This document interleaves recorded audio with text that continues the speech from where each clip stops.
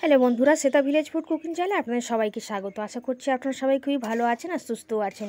তো বন্ধুরা, আজকে আমি নিরামিষ লাউ শাক দিয়ে একটা সবজি বানাবো বা তরকারি বানাবো। খেতে ভীষণ ভালো হয় আর লাউ শাক তো এমনি শরীরের জন্য ভীষণ উপকারীও হয়। রেসিপিটা খুবই সহজভাবে বানাবো আর খেতেও কিন্তু গরম ভাতের সঙ্গে দারুণ লাগে। আশা করি রেসিপিটা আপনারা যদি এইরকমভাবে বানান আপনাদেরও কিন্তু খুবই ভালো লাগবে। আর যদি আজকের এই নিরামিষ রেসিপিটা ভালো লেগে থাকে অবশ্যই করে ভিডিওটিকে লাইক করে দেবেন আর কমেন্ট করে অবশ্যই জানাবেন যে আপনাদের কেমন লেগেছে। চলুন তাহলে বানিয়ে ফেলা যাক। তো এখানে আমি কিছুটা পরিমাণে শিম এবং বিনস কেটে নিয়েছিলাম। খুব ভালো করে ধুয়ে জলটা ঝারিয়ে নিচ্ছি। এরকম লম্বা লম্বা করে আলুও কেটে নিয়েছি। আর নিয়ে নিয়েছি লাউ শাক। শাকটা একটু বেশি পরিমাণে নিয়েছি, কারণ লাউ শাকটাই একটু বেশি পরিমাণে দেবো কিন্তু। খুব ভালো করে কেটে এবং ধুয়ে নিয়েছিলাম। এখন রান্নাটাই চলে যাচ্ছে। রান্নাটা আজকে আমি সর্ষের তেলেই বানাবো, আর সর্ষের তেলেই বানালে কিন্তু খেতে ভালো লাগবে। তো কিছুটা পরিমাণে সর্ষের তেল দিয়ে কড়াইতে খুব ভালো করে গরম করে নিয়েছি।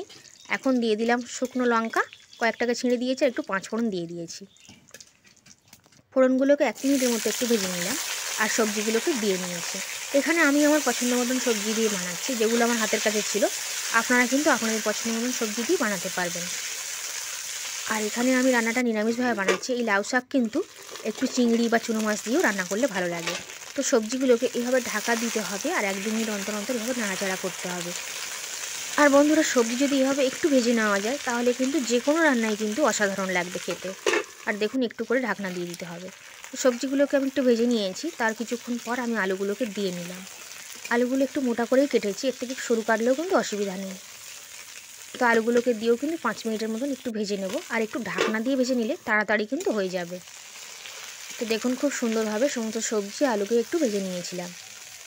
এখন আমি সমস্ত গুঁড়ো মশলাগুলোকে দিয়ে দেবো। খুবই সহজে ঝটপট যদি কিছু বানাতে মন চায় এটা বানিয়ে নেবেন, কিন্তু শরীরের জন্য যতটা উপকারী হয় খেতেও কিন্তু দারুণ লাগে।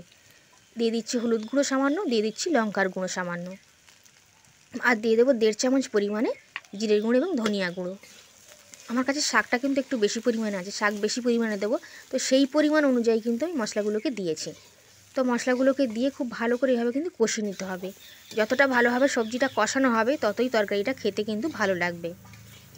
সেটা যে কোনো তরকারিই হতে পারে বন্ধুরা। তো খুব ভালোভাবে কষিয়ে নিয়েছি। আর এখন আমি শাকগুলোকে দিয়ে নেব। শাকটা ভালো করে ধুয়ে জল ঝারিয়ে নিয়েছিলাম,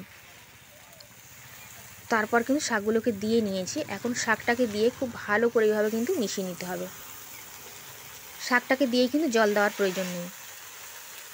আর এই রান্নাটা আপনারা জল ছাড়াও বানাতে পারবেন, কারণ শাকে প্রচুর পরিমাণে জল থাকে আর সবজিতেও জল উঠবে। তো সেই কারণে যদি হালকা ফ্লেমে রেখে, যদি উনুনের জলটা হালকা রেখে যদি ঢাকনা দিয়ে দেন তাহলে কিন্তু জল ছাড়াও বানানো যাবে। এইভাবে নাড়ি চাড়ি কিন্তু একটু রান্না করতে হবে। তো দেখুন, কিছুক্ষণ পর দেখুন শাকগুলো একদম নরম মতন হয়ে গেছে। তো এখন আমি পরিমাণ মতন জল দেব। জলটা খুব বেশি পরিমাণে কিন্তু দেওয়ার দরকার নেই। তো অল্প সামান্য পরিমাণে জল এখানে আমি দিয়ে দেবো। দিয়ে ঢাকনা দিয়ে ঢেকে কিছুক্ষণের জন্য অপেক্ষা করছি। তো ঢাকনা দিয়ে ঢেকে বেশ কিছুক্ষণ হয়ে গেছিলো। তো এবার আমি ঢাকনাটা খুলে নিয়ে নাড়ি চাড়ি মিশিয়ে দেবো। আর তরকারিটাকে একটু কিন্তু আমি ঘেঁটে দিচ্ছি। আর এই সময় আমি অল্প সামান্য পরিমাণে একটু মিষ্টি দিয়ে দিলাম। একটু মিষ্টি দিলে কিন্তু খেতে ভালো লাগবে, কারণ লাউ শাক স্বাদে একটুখানি হালকা হলেও টক হয়। আর শাকের পরিমাণটা যেহেতু একটু বেশি আছে, তো মিষ্টিটা দিলে খেতে ভালো লাগবে। যদি আপনাদের পছন্দ না হয় নাও দিতে পারেন। তো সমস্ত সব কিছুকে একসঙ্গে দিয়ে ভালো করে মিশিয়ে নিচ্ছি। দেখুন কতটা লোভনীয় লাগছে। এই তরকারিটা আমার মতন করে বানিয়ে দেখতে পারেন, আশা করি আপনাদেরও ভালো লাগবে। আর তবে এটা নিরামিষ তরকারি, এখানে যদি একটু বড়ি দিয়ে দেন তাহলে কিন্তু দারুণ লাগবে। তো এখন ফাইনালি তরকারিটা কিন্তু আমার একেবারে রেডি। তো একটা পাত্রে আমি নামিয়ে নিচ্ছি। যে কোনো দিন বানিয়ে নিতে পারেন, একটু মাছ দিয়ে বানালে তো ভালোই লাগবে। নিরামিষভাবে বানিয়ে দেখবেন আমার মতন করে, আশা করি আপনাদের কিন্তু ভীষণ ভালো লাগবে। আর বাড়িতে বানালে কমেন্ট বক্সে অবশ্যই জানাবেন যে খেয়ে আপনাদের কেমন লেগেছে। এই যে ভাত দিয়েও খেতে ভালো লাগবে, এছাড়া রুটি পরোটা সব কিছু দিয়েও খেতে কিন্তু পারবেন।